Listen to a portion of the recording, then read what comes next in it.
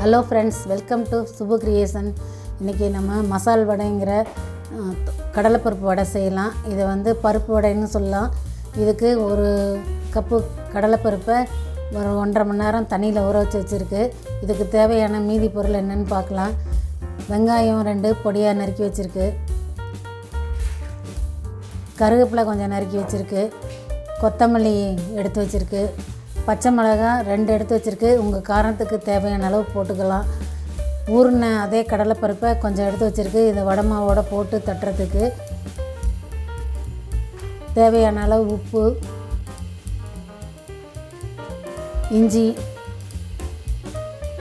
தோல் சீவி எடுத்து வச்சுருக்கு. இப்போ இஞ்சி, பச்சை மிளகா, உப்பு, கடலைப்பருப்பு எல்லாத்தையும் தண்ணி இல்லாமல் மிக்ஸி ஜாரில் போட்டு குறகுறப்பாக நம்ம அரைச்சிக்கணும். இப்போ அரைச்சி எடுத்துகிட்டு வந்த மாவில் நம்ம பெருங்காயம், நறுக்கி வச்ச வெங்காயம், கருவேப்பிலை,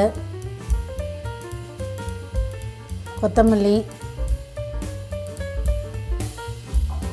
இப்போ ஊற வச்ச கடலைப்பருப்பு எல்லாம் சேர்த்துட்டு நல்லா எல்லாம் ஒன்று சேர வர மாதிரி பிசைஞ்சு விட்டுக்கணும்.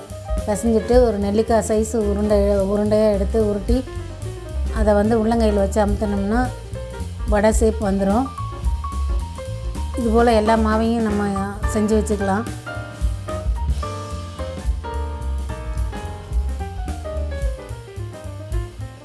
கடாயில் எண்ணெய் வச்சு நல்லா சூடானதையும் இந்த வடையை ஒன்று ஒன்றா போடலாம். ஒரு தரத்துக்கு 4-5 எண்ணெய் இருக்கிற அளவுக்கு ஏற்ற மாதிரி போட்டுக்கலாம். உடனே பரட்டக்கூடாது, கொஞ்சம் நேரம் வெந்ததுக்கப்புறம் பரட்டணும், இல்லைன்னா எல்லாம் உளுந்துடும்.